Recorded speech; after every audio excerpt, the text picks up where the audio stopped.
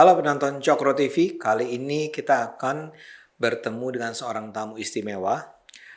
Dia adalah Karen Poru, mudah-mudahan benar cara saya menyebutnya. Ya, dia ini kita undang sebagai salah seorang pegiat aktivis yang memperjuangkan kepentingan anak dan perempuan. Perlindungan anak dan perempuan lebih tepatnya.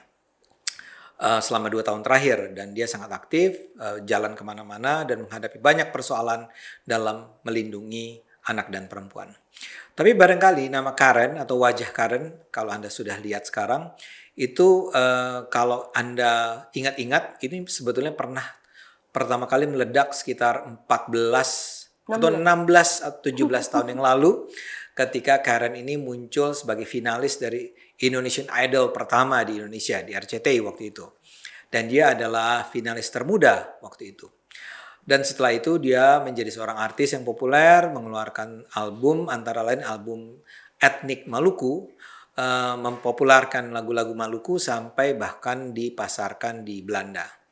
Itu yang pertama. Yang kedua, nama Karen kemudian juga mungkin Anda ingat terkait dengan sebuah peristiwa yang tragis, sebuah tragedi sekitar 2 tahun yang lalu ketika Karen ketika itu sudah menikah kehilangan putrinya yang tercinta yang jatuh dari apartemen di ketinggian lantai 6 ya. Dan itu betul-betul mengharu biru waktu itu karena orang turut bersedih dengan apa yang terjadi pada Karen. Tapi kemudian yang penting adalah kali ini apa yang terjadi di saat itu, apa yang terjadi dengan tragedi itu yang dialami Karen itu menyebabkan Karen sekarang berkomitmen untuk menjadi seorang pegiat untuk perlindungan anak dan perempuan. Ya, kita hari ini akan bicara soal itu, soal kenapa Karen akhirnya memutuskan untuk menjadi pegiat aktivis sosial perlindungan anak dan perempuan, dan juga persoalan-persoalan yang dihadapi, kasus-kasus yang sudah dia terlibat di dalamnya, membantu, dan seterusnya, dan seterusnya. Mudah-mudahan ini bisa menjadi inspirasi dan pengetahuan yang penting buat kita semua. Halo Karen. Halo Bang Ade, terima kasih sudah diundang ke sini. Ini Terima kehormatan kasih. sekali untuk saya. Sama-sama. Bisa Terima ada di kasih sini. untuk bisa datang ke sini. Ya, Thank you so much. ya mudah-mudahan ini memang akan barangkali akan menguak Ya, luka yang lama, tapi saya rasa ya. ini perlu kita bicarakan, kita sampaikan kepada publik. Tapi sebelum kita masuk kepada soal kegiatan aktivisme Ya. Anda bisa ceritakan kenapa, apa yang terjadi sebenarnya, sehingga pada akhirnya Anda memutuskan untuk terlibat dalam aktivisme ini. Dan itu ada kaitannya tentu saja dengan kehidupan pribadi Anda. Silakan. Tentunya begitu Bang Ade. Jadi ketika anak saya meninggal, itu memang saya memang terpukul, terguncang sekali. Tapi pada saat itu juga tiba-tiba saya di sosial media saya banyak sekali ternyata ibu-ibu yang mengadu kepada saya di sosial media yang mempunyai nasib-nasib yang hampir sama. Oke, saya boleh potong, maaf ya. ya. Barangkali akan membantu kalau Karen bercerita tentang ketika itu Karen menikah dengan berapa putra putri dan apa yang sebenarnya terjadi dengan Karen waktu itu. Jadi sebetulnya waktu itu saya menikah selama 7 tahun. Dan di situ memang pada akhirnya terjadi peristiwa KDRT. KDRT itu kita bisa lihat ada KDRT fisik, psikis, ya, dan KDRT verbal juga itu termasuk KDRT. Jadi itu sering sekali terjadi sehingga seorang perempuan mendapatkan gangguan psikis yang akhirnya menjadi luka gitu. Akhirnya membuat seorang perempuan merasa tidak berdaya. Karen mengalami itu. Yes, saya mengalami itu. Dari merasa suami. tidak berdaya, tidak berharga. Itu ya. Lalu kamu tidak baik, kamu tidak cakap, kamu tidak bukan seorang ibu yang baik. Itu kan melukai ya. Lama kelamaan segala sesuatu hati ini terkikis dan saya merasa tidak berdaya sebagai perempuan. Lalu akhirnya pecah konflik di antara saya dan mantan suami itu tanggal 8 September. Ada KDRT tahun 2019. Ketika itu Putri sudah berusia? Putri berusia 6 tahun. 6 tahun. Okay. 6 tahun terjadi kekerasan mulai dari psikis, fisik, seksual itu mulai dari jam 10 malam sampai jam 6 pagi. 10 malam sampai jam 6 pagi? Ya. 8 jam terhadap Saya oleh mantan oleh suami mantan suami di rumah. di rumah. Dan pada saat itu kejadian itu direkam oleh asisten rumah tangga saya. Gitu ya. Jadi itu menjadi bukti untuk saya melapor kepada kepolisian karena setelah terjadi KDRT itu anak saya akhirnya turun karena mendengar karena ART saya tidak bisa menghentikan, sudah mencoba menghentikan tapi tidak bisa, akhirnya membangunkan anak saya. Tolong mami. Karena saya mungkin hampir mati pada saat itu karena di posisi dibekap oleh baju yang dirobek dari badan saya. Baju itu dirobek dari badan saya dan dibekap mulut dan hidung saya diduduki begitu ya. Hampir tidak bisa bernafas gitu. Ketika itu kalau boleh tahu kekerasan itu terjadi kenapa? Kejadian kekerasan itu terjadi karena ya cekcok dengan saya dituduh berselingkuh dan lain-lain ya. Dituduh berselingkuh, saya tidak baik sebagai perempuan gitu, bukan perempuan yang baik dan lain-lain lah. Itu tuduhan-tuduhan yang dia layangkan kepada saya. Saya mencoba untuk membela diri saya, tapi pada saat itu karena saya sudah mendapatkan pressure selama bertahun-tahun yang membuat saya merasa saya tidak berdaya sebagai perempuan. Jadi ini bukan kekerasan yang pertama kali? Bukan ya. Tapi kekerasan fisik iya pertama kali yang hebat. Maksudnya kekerasan fisik yang hebat itu pertama kali. Artinya ada kekerasan fisik yang tidak hebat sebelumnya? Ada seperti cuma tampar. Tampar gitu ya. buat Anda itu baru cuma ya? Cuma ya, itu cuma. Tapi yang lebih menyakitkan hati itu sebetulnya KDRT psikis yang makanan nggak enak sampah gitu. Makanan yang lu buat nggak enak sampah itu nggak enak gitu kan.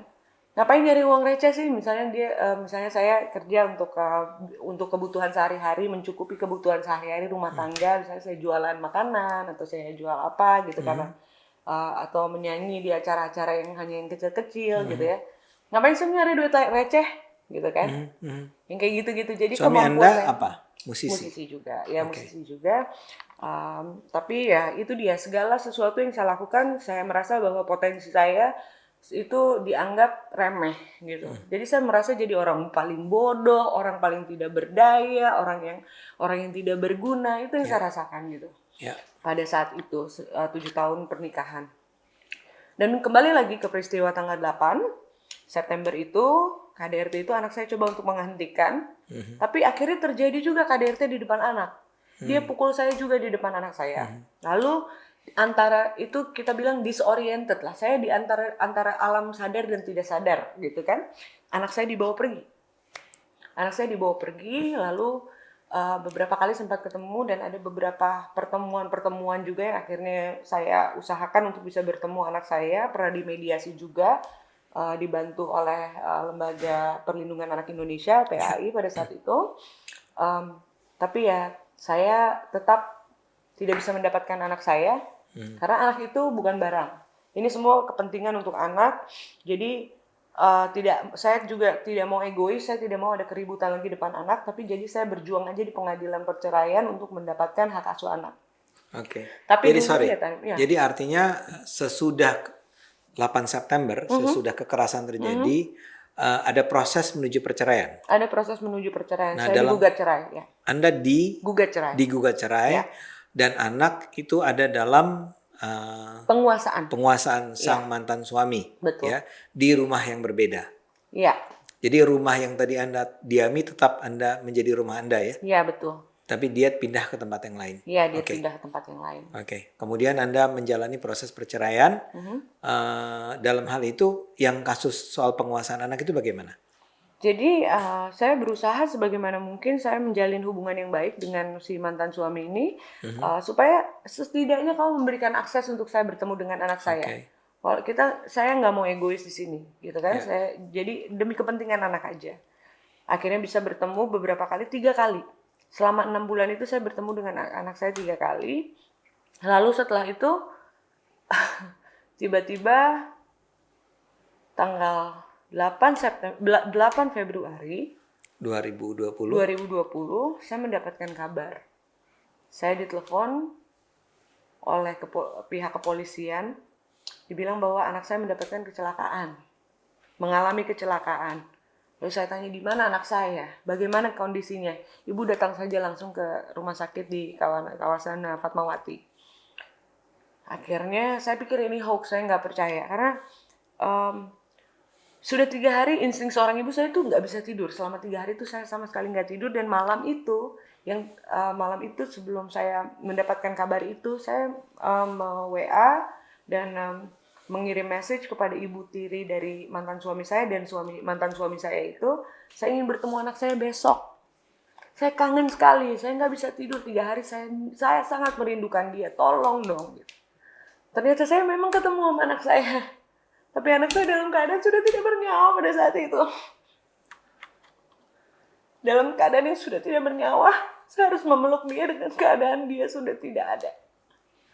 Anak saya satu-satunya, anak yang pintar, anak yang baik. Dan saya di situ jiwa saya goncang sekali. Jiwa saya goncang sekali. Sorry, boleh Anda agak detail? Jadi ketika itu ditelepon malam? Ditelepon. Benar. Jadi anak Siang? saya di siang hari.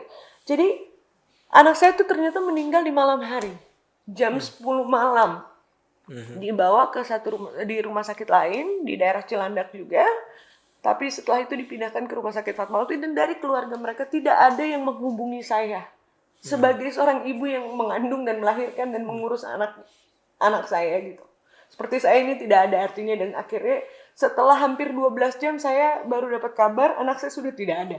Dan saya harus memeluk anak saya dalam keadaan anak saya sudah tidak bernafas lagi. Saya sampai bilang sama Tuhan, saya selalu minta untuk Tuhan jaga setiap detak jantungnya, setiap hela nafasnya. Kenapa ini terjadi sama saya bilang. Akhirnya saya coba untuk menguatkan diri saya. Jadi Anda memeluk anak Anda di rumah sakit? Di rumah sakit. Ketika itu dijelaskan bahwa yang terjadi saat itu adalah kenapa anak Anda sampai meninggal? Anak saya, ini versi dari mantan suami, keterangannya adalah pada saat itu, malam itu dia sedang bekerja, anak saya pergi ke balkon, menarik bangku, dan menada hujan, karena pada malam itu sedang hujan. Gitu.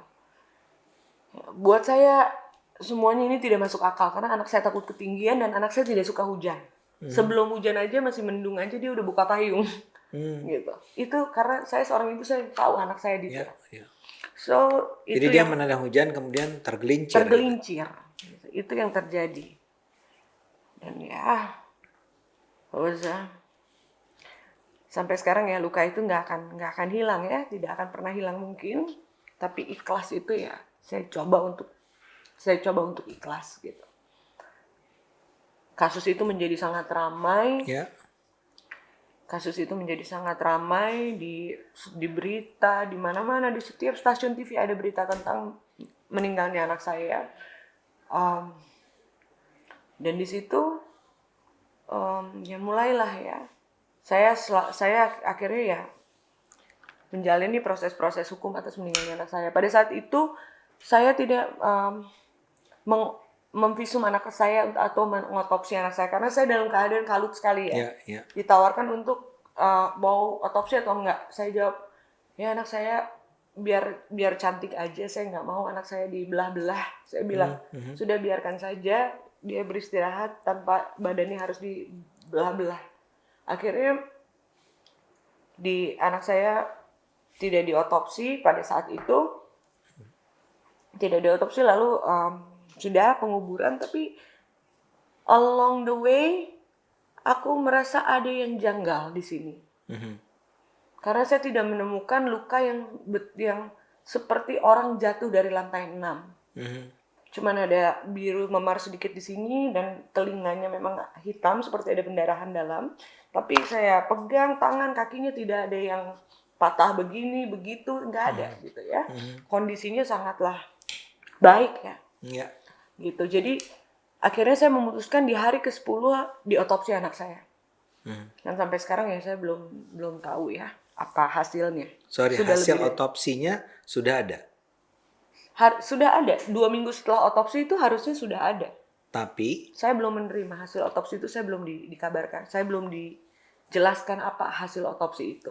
Tapi hanya dibilang bahwa betul anak saya jatuh. Menurut otopsi itu memang anak saya jatuh. Dinyatakan secara verbal? Iya, verbal saja. Tapi tidak dijelaskan misalnya apa yang patah, apa yang ini, apa itu sampai sekarang Dokumennya nggak ada? Tidak ada. Sampai sekarang belum selesai. Sudah lebih dari 1 tahun kasus meninggalnya anak saya ini belum selesai. Gitu, masih di tangan kepolisian, masih dalam proses sidik. Setelah sekian lama. Oke, jadi ini menjadi kasus hukum. Iya, kasus hukum. Dengan bukan karena pengaduan kan? Bukan karena pengaduan, karena ini temuan tipe A. Ada temuan. Temuan dari kepolisian ya. Bahwa diduga ada anak yang jatuh dari lantai 6. Oke. Enggak, ini menjadi kasus hukum karena misalnya diduga karena kelalaian atau apa gitu? Iya, karena kelalaian ya. Kalau ini dipakai pasal ini kelalaian. Kelalaian. Karena anak itu di bawah umur ya, harus dalam pengawasan orang tua, apalagi jam 10 malam, di mana anak-anak tuh sekitar jam 8, jam setengah 9 itu udah harus tidur, sudah harus disiplin ya gitu, tidak main di luar sendirian, apalagi berpotensi untuk berbahaya untuk anak ya. Gitu. Jadi sekarang masih dalam proses hukum disidik oleh polisi. Iya. Oke. Nah, kembali ke tadi. Jadi Anda sendiri menjalani proses perceraian. Perceraian ya. Dan yang terjadi kemudian? Akhirnya pengadilan negeri memutuskan untuk saya dikabulkan, perceraian itu dikabulkan. Tapi yang lucunya, yang menggugat mantan suami ini, dia yang menggugat cerai, sudah dikabulkan, dia yang naik banding. Sekarang naik banding bang ke pengadilan tinggi. Gitu, jadi ini saya nggak tahu apa maksudnya. Jadi dia menggugat tapi dia membanding. Dia yang banding gitu. Kan harusnya saya dong yang nggak mau, saya nggak mau dicerai gitu kan. Ini yang dia yang gugat sudah dikabulkan, lalu dia banding gitu. So this is funny. Buat aku sih ini lucu aja gitu. Saya nggak tahu ada kenapa maunya apa, saya nggak ngerti. Mau terus menikah? Ya mungkin ya. Saya nggak tahu ya. Oke. Nah sekarang kembali ke tadi. Ya. Apa yang terjadi kalau boleh kami tahu ya? Apa yang terjadi pada diri Anda setelah Anda kehilangan putri Anda yang tercinta? Tentunya ada proses grieving di situ, proses berduka yang mendalam dulu. Proses di mana saya menghabiskan air mata saya menangis, saya mengadu kepada Tuhan, saya minta Tuhan untuk Tuhan tunjukkan keadilan. Ada proses grieving lah di situ ya. Ada proses yang namanya ya ada katarsis di situ, bisa ya kita teriak, kita apa, ada proses-proses seperti itu untuk melepaskan saya punya kesedihan gitu ya. Jadi saya bukannya bergabung dengan keluarga, saya menyendiri. Saya pergi menyendiri dan saya benar-benar looking for an answer gitu loh. Looking for an answer and how to accept this tragedy gitu. Gimana saya bisa menerima tragedi ini menjadi ini sudah memang kehendak Tuhan yang Maha Kuasa. Dan saya berharap apa yang terjadi ini terungkap, apa yang sebenar-benarnya terjadi. Karena sampai sekarang dari pihak mantan suami tidak pernah ada yang datang untuk menjelaskan, untuk secara menjadi gentleman gitu, untuk menjelaskan gitu kepada saya dan pihak keluarga apa yang sebenarnya terjadi. Ketika ayah saya pernah bertanya di pengadilan KDRT, kan KDRT juga berjalan pengadilannya. Oke, sekarang ada satu lagi pengadilan. Iya, pengadilan sudah berjalan di Bandung, di itu P21 di Pengadilan Negeri Bandung. Ketika selesai sidang, ayah saya bertanya gitu, Arya, kamu coba jelaskan. Arya itu suami Anda. Mantan suami saya. Coba kamu jelaskan apa yang terjadi sama Zevani. Apa yang terjadi sama putri saya. Dia bilang dengan tidak sopannya kepada ayah saya, lu tanya aja sama polisi. So buat aku ya udah nggak bisa diajak ngomong, tidak bisa secara kekeluargaan, tidak bisa ini, ya sudah. Saya memutuskan di situ, saya sudah memutuskan bahwa oke, no mercy, fight till the end. Apapun bagaimanapun saya akan fight sampai selesai dengan cara yang baik dan benar ya bang, gitu, sesuai gitu. Kalau hasil pengadilan tentang KDRT apa? Masih belum sidang. juga. Belum juga. Itu di Bandung. Karena kejadiannya di Bandung. Jadi perceraian juga belum selesai. Iya. Soal meninggalnya anak belum. Ini juga belum. Belum. Anda harus jalani itu semua. Iya. Anda masih akan menjalaninya Saya akan terus menjalani, saya sampai akan terus fight. Oke. Ya. Ini juga ada satu pertanyaan yang mudah-mudahan tidak menyinggung Anda. Apakah ketika itu setelah meninggalnya putri Anda, Anda mengalami misalnya goncangan jiwa sehingga harus mendapat perawatan Oh atau yes, ya, saya terbuka soal itu. Saya terbuka bahwa saya mengalami, pertama saya mengalami ketika anak saya meninggal, saya mengalami yang namanya anxiety attack, gangguan cemas bukan gangguan cemas, tapi dia lebih ke serangan cemas. Serangan cemas yang nafasnya tuh cuma segini nih, Bang. Yang kita tiba-tiba kayak dipukul ulu hati yang nafasnya tuh cuma segini, tiba-tiba nggak bisa nafas kayak mau jantungan gitu ya. That's anxiety attack. Tetapi setelah autopsi anak saya, 10 hari saya kan harus membuka itu dan harus menguburkan kembali anak saya. Di situ saya mendapatkan trauma, jadi namanya PTSD. post trauma Trauma S-nya sindrom. Bukan. PTSD pasca trauma stress disorder. Stress disorder. Dan itu seperti Jadi ada orang stress disorder ya. Stress disorder. Jadi itu sampai kejang dan obat yang dipakai juga salah satunya obat yang untuk orang yang mengalami epilepsi. Karena itu ada kejang di situ. Dan itu masih sampai sekarang masih. Tapi sudah berkurang. Sudah berkurang dosisnya, sudah melalui terapi dari psikiater, dari psikolog. Saya mendapatkan treatment itu karena saya sadar saya harus menjalani semua serangkaian itu sampai saya bisa menjadi hidup normal lagi dan menjalani hidup saya lagi. Karena saya sudah berjanji juga sama anak-anak saya bahwa Mami akan hidup sebaik-baiknya dan satu hari nanti kita akan ketemu lagi. Gitu. Ini Anda maksud putri Anda yang sudah di surga. Ya, di surga. Makanya saya harus berbuat baik. Saya harus berbuat yang sesuai dengan apa yang jalan yang benar supaya saya bertemu lagi dengan anak saya. Amin. Kita mendoakan. Nah, Karen, tapi setelah itu Anda bagaimana Anda survive economically, socially? Apakah Anda masih bekerja kembali atau apa? Kebetulan setelah anak saya meninggal itu pandemik ya. Pandemik. Iya, 2020 ya. Iya, 2020 itu mulai pandemik, memang penghasilan kurang gitu kan. Tapi ya saya memang harus kembali lagi ke rumah keluarga akhirnya. Jadi saya harus tinggal bersama di bawah pengawasan keluarga di rumah tante. Jadi untuk makan, saya ada makan, ada semua puji Tuhan, jadi nggak ada masalah. Pekerjaan musik juga masih ada terima gitu ya. Secara saya bikin di rumah, ada studio di rumah, jadi saya masih bikin musik di rumah untuk kayak komersial, untuk iklan gitu. Oke. Ya. Jadi itu Music berjalan baik lah ya. Berjalan lah, masih bisa jajan lah. Masih bisa jajan. Ya. Nah sekarang pertanyaannya adalah kita pindah ke isu berikutnya. Ya. Kenapa atau apa yang menyebabkan akhirnya Anda memutuskan menjadi aktivis perlindungan anak dan perempuan? Jadi ketika kasus anak saya ini menjadi apa ya, buah bibir menjadi kasus nasional, ini jadi kasus yang sangat besar loh. Abang sempat pada saat itu selama berbulan-bulan ini kasus terus di televisi gitu. Jadi banyak ibu-ibu yang mendirect message saya saya punya Facebook, saya punya Instagram. Dan pada akhirnya saya membuka satu demi satu. Saya lihat bahwa oh Tuhan, kasihan. Mereka mengalami apa yang saya alami dan saya rasakan apa yang mereka rasakan. Jadi umumnya hampir semua ibu-ibu lah ya. Ibu-ibu ya, kebanyakan. Mengirimkan direct message ke Anda untuk bilang apa? Untuk saya juga mengalami hal yang sama. Bagaimana Ibu Karen melaluinya? Bagaimana Kak Karen melalui ini semua?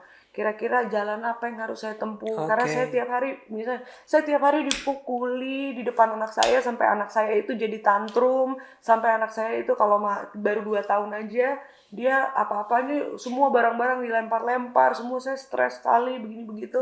Akhirnya saya mengambil keputusan untuk daripada saya butuh healing nih, gitu kan? saya harus healing nih. Dari persoalan Dari Anda. persoalan saya harus mendivert dulu. Saya punya pikiran, saya tiap hari saya cuman taruh foto anak saya bakar lilin, saya masih taruh coklat di situ. Jadi udah kayak jadi orang yang apa ya? Gimana ya? Out of my mind gitu. Di dunia saya sendiri gitu. Tapi akhirnya saya buka satu demi satu dan saya data satu demi satu. Si direct message itu. Si direct message itu saya data satu persatu dan akhirnya saya memutuskan oke, saya telepon. Oke, Ibu. Sorry, cuma 10, 20, 128. 128 kasus dilaporkan melalui direct message Direct kepada message, Anda. ya. Itu dalam waktu berapa? Dalam waktu cuma beberapa bulan saja, Bang. Sebanyak itu ya? Iya. Dan 1 bulan setelah anak saya meninggal, saya langsung terjun ke lapangan. 1 bulan. 1 bulan. Direct message itu mulai muncul kapan? 1 hari anak saya meninggal. Pada saat anak saya meninggal, hari itu juga, pada saat anak saya meninggal, saya baru buka itu ketika sudah 2 minggu lah anak saya meninggal, saya baru buka sosial media. Ternyata sudah menumpuk. Sudah menumpuk sekali, akhirnya saya data satu-satu mana yang paling visible, mana yang paling dekat sama tempat tinggal saya. Mana yang bisa saya bantu. Untuk apa? Untuk saya bantu. Untuk Anda bantu? Untuk saya bantu. Anda baru saja melewati trauma itu, mungkin masih dalam proses perawatan, penyembuhan. Iya, iya. Dan Anda sudah memutuskan untuk membantu. Iya, iya. Apa yang Anda lakukan? Anda mengontak? Saya mengontak, saya mendengarkan ceritanya. Saya menjadi teman cerita mereka. Dan apa masalah yang kamu hadapi, kira-kira apa yang bisa saya bantu, apa yang kamu butuhkan. Ya, apa yang kamu butuhkan. Saya udah gak bertemu sama anak saya, gitu kan. Ini kasus satu ibu di daerah Jakarta Selatan. Ini karena paling dekat sama saya punya tempat tinggal. Contoh lah ya. Contoh, ini satu kasus yang betul. Sudah tertangani dan sudah selesai.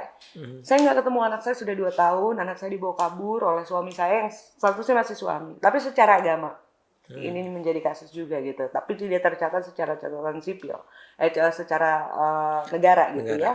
Jadi ya. Karena beda agama ya? Enggak, satu agama. Tapi Jadi, tidak tercatat? Menikah siri lah.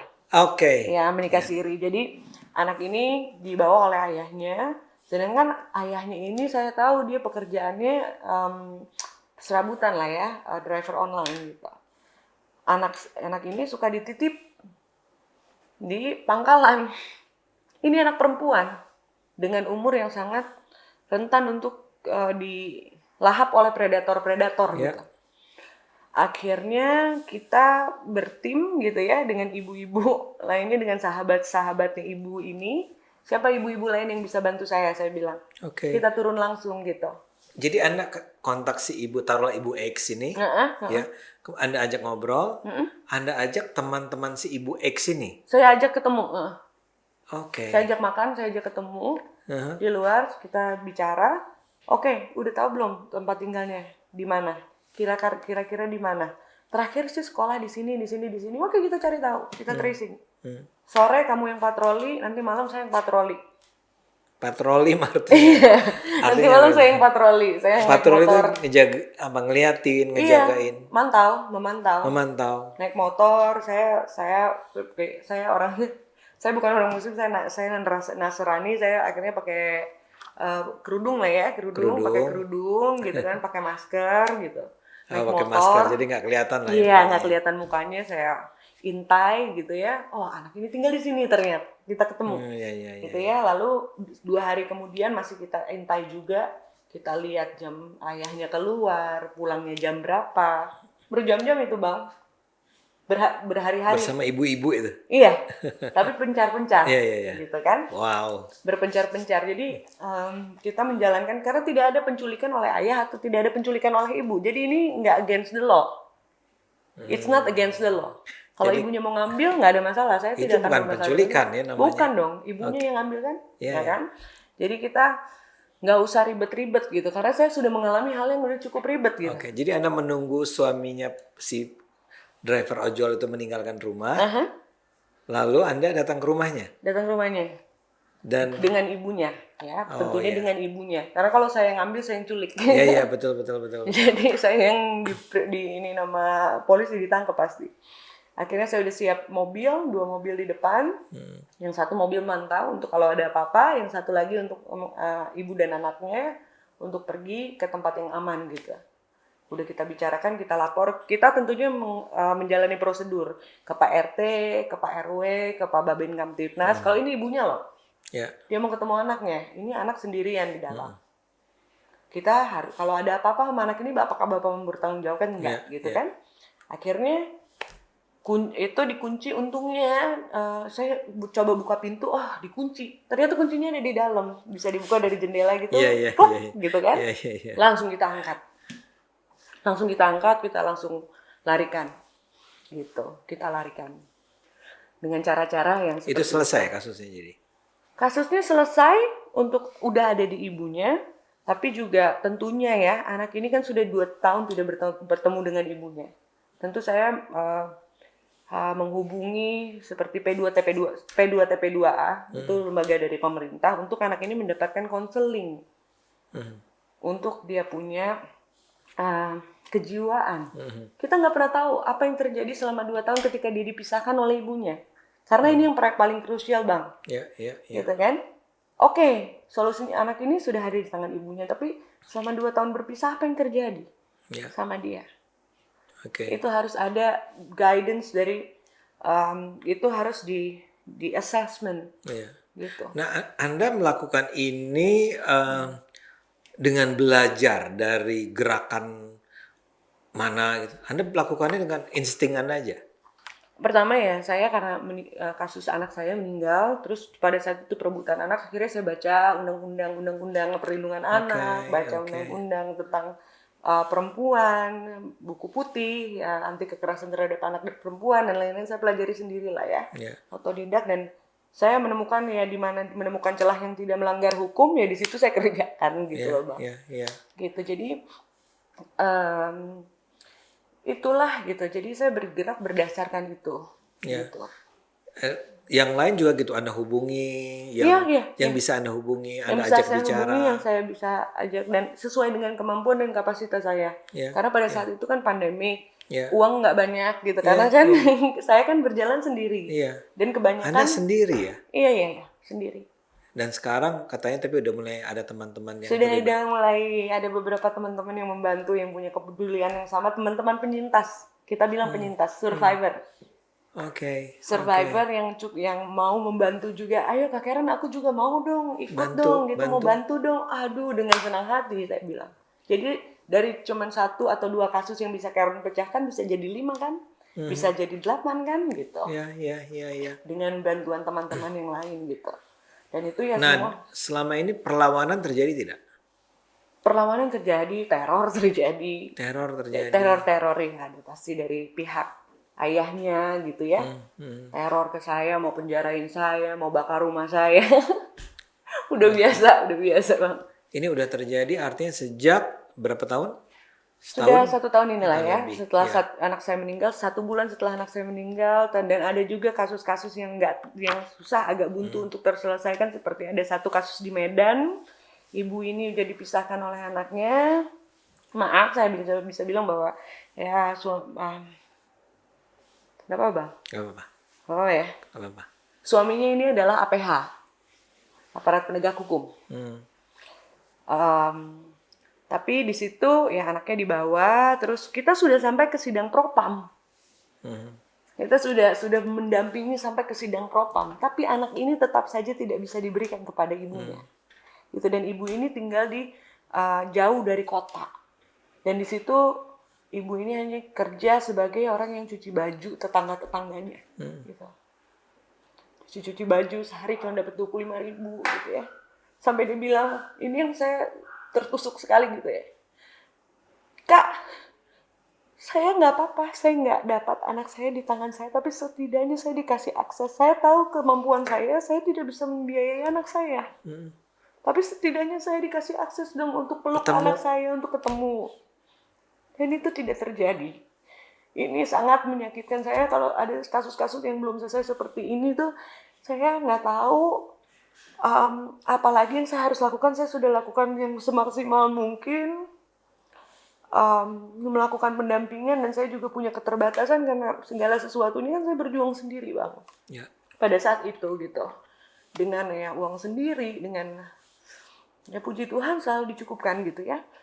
Untuk tiba-tiba harus ini ongkos untuk pergi ke Polres, untuk ibu ini tinggal di kota itu harus ada kamar hotel atau apa untuk menjalani semua proses-proses ini gitu.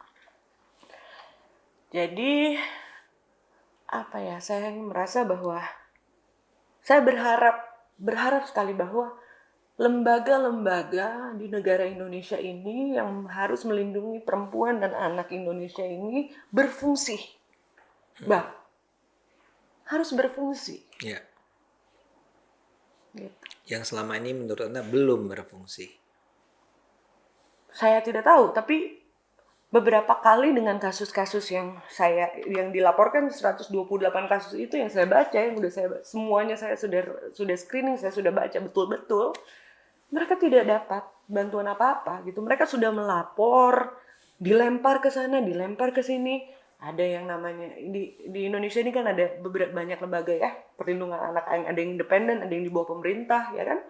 Ada KPAI, ada P2TP2A ya kan, untuk konseling dan lain-lain. Ada lembaganya Kaseto, LPAI, ada lembaganya Makaris Merdeka Sirait, ada lagi mungkin lembaga-lembaga kecil lainnya gitu ya. Dan ini dia. Korban-korban kekerasan ini mereka tidak tahu bagaimana harus mereka melangkah. Ya. Gitu ya, untuk mendapatkan perlindungan, setidaknya perlindungan aja. Ya, ya. Saya dipukuli nih, misalnya dia dipukuli nih oleh suaminya terus-menerus. Terus dia mau lari ke rumah saudaranya disamperin. Setahu saya di Indonesia ini ada safe house.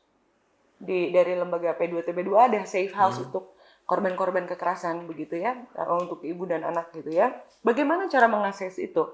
Kan ini harus disosialisasikan gitu, Bang. Gitu. Dan belum tentu juga ketika dia sudah ada di safe house, dia safe. Ya ada kasusnya kan? Ada kasusnya. Ada kasusnya. Oke, Karen. Karen, wawancara ini kita niatkan untuk menjadi awal dari, taruhlah kita sebut sebuah program. Kami Cokro bersama Karen. Ya. Terima kasih. Jadi kita ingin sekali membantu ya, karena seperti tadi Karen katakan, ini bukan hanya menyangkut nasib Putri Karen, tapi juga banyak, paling tidak 120 sekian, dan barangkali itu seperti fenomena puncak gunung es. Betul. Yang di bawahnya jauh lebih besar. Ya. Dan untuk mengatasinya memang tidak mungkin hanya orang per orang, tapi harus pekerjaan kolektif. Betul. Nah, Cokro TV ingin membantu dengan membuat program di mana Karen bisa bicara, bercerita, mengabarkan kepada publik tentang apa yang sesungguhnya terjadi. Kasus-kasus yang mungkin Karen temui atau kita ketui bersama, dan masyarakat juga bisa mengadu ke Karen tentang apa yang terjadi. Ya, ini sangat menyedihkan Bang. Ada juga yang anak diperkosa. Ya, sorry, ini aku harus bilang yang ekstrim nih. Anak diperkosa dari umur 5 tahun sampai 8 tahun oleh ayah kandungnya sendiri, dan ibunya tidak bisa berbuat apa-apa. Mereka tinggal di kampung. Yang akhirnya harus jemput tengah malam, bukan tengah malam, pagi-pagi jam 3 pagi. Gitu, untuk melapor, untuk visum, untuk semua gitu. Gitu, sampai saya harus akhirnya, karena visum itu juga harus berbayar. Visum itu juga harus berbayar, sampai saya jam 2 pagi harus nelfon teman-teman saya minjem uang. Untuk bisa tolong saya nggak? Iya. Gitu. Iya. Dan ini luar biasa gitu. Ini fenomena gunung es yang benar-benar urgent, karena perempuan adalah tiang dari keseimbangan dunia ini, kalau saya boleh bilang. Dia yang melahirkan generasi bangsa, dia melahirkan, dia mendidik anak-anak kita menjadi generasi emas. Dan ini harus benar-benar menjadi perhatian yang sangat diperhatikan oleh pemerintah. Dan oleh masyarakat sekitar. Jangan cuma diam, jangan cuma bungkam kalau melihat satu kekerasan di sekitar kalian. Mari lapor. Mungkin Karen, apa yang terjadi pada Karen dan Putri tercinta itu bisa menjadi justru menjadikan Karen sebagai orang yang, taruhlah Putri Karen memang sudah ada di surga sekarang, tapi juga dengan apa yang dilakukan Karen, ada banyak anak nanti yang terselamatkan, ada banyak perempuan yang terselamatkan. Amin, amin ya Tuhan. Kita akhiri dulu pembicaraan kita di Baik. sini, karena kita masih akan ketemu lagi, mudah-mudahan setiap minggu nanti. Amin. Oke. Thank you. Penonton Cokro TV, begitulah pertemuan kita dengan Karen. Seperti tadi saya katakan, ini adalah awal, ya. Kita tentu ingin sekali Indonesia ini bersih dari kekerasan terhadap perempuan dan anak. Kita bisa memberikan kontribusi sedikit untuk itu semua dengan acara ini, dan Karen menjadi salah seorang yang aktivis yang kita harapkan terus memperjuangkan anak dan perempuan. Kita bisa bantu dengan terlibat mendukungnya. Terima kasih penonton Cokro TV. Terima kasih Karen. Terima kasih Abang Ade. Sama-sama. Terima kasih. Sampai bertemu kembali.